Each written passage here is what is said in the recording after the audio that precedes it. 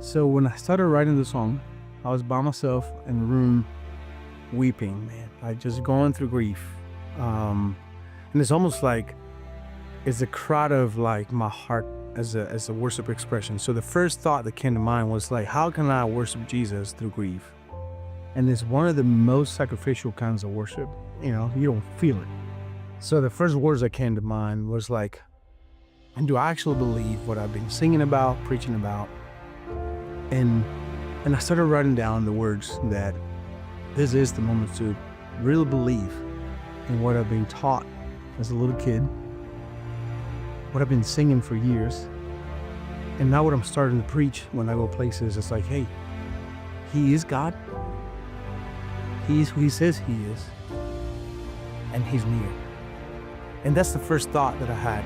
And the reason why I was in that place in my life was because right after Christmas, my family and I, we went out, and my mother-in-law has lived with us for 5 years.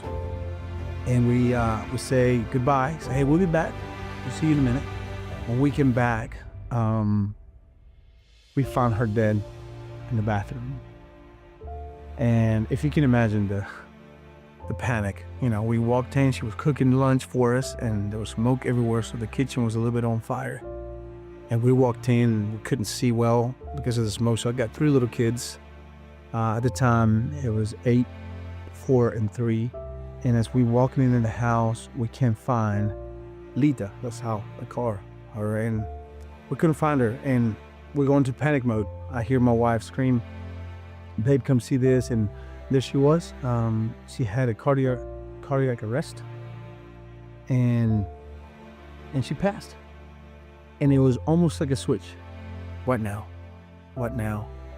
Man, I'm calling 911. I'm trying to bring her back to life. I couldn't, you know, CPR, all those things that we could try to do. And my wife looked at me and she said, she didn't say she's dead. She didn't say she's gone. She said she's for the Lord. And that's when it hit me. So imagine that night, not being able to sleep. My kids couldn't sleep. They saw some of it. The grief and the pain that was happening that night, you know, some of you guys probably relate to this. And that's when I started like, not questioning God. It was the opposite.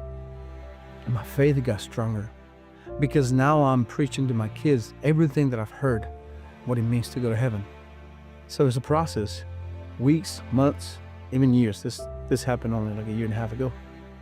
So when I first write on a piece of paper, this is the moment, it was more for me and my family, and it became an anthem in our home.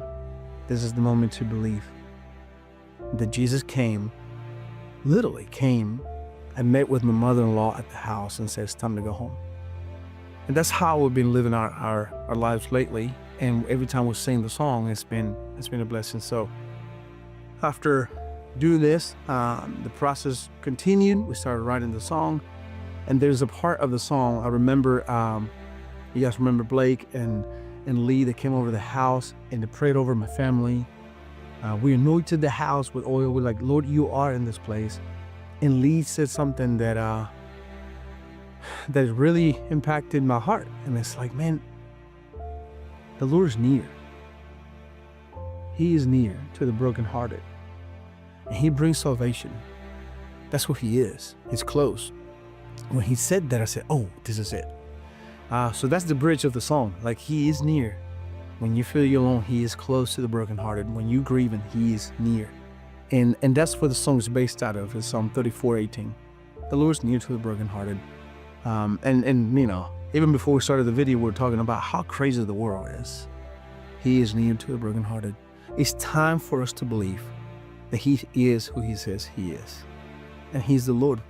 He's in control. And so when we started talking and dreaming about the song, I said, well, you would think that the song is like a mellow, just a piano and strings in the background, and it's the opposite. It became a shout of praise. It's like, it's time to believe, you know? So it's a fast song, it's super fun. Every time we sing it, it's like, yes, it's a good reminder. Every night of worship that we do, Spanish is like, this is becoming an anthem. So that's the kind of special part of the song. It's like it became a song of praise.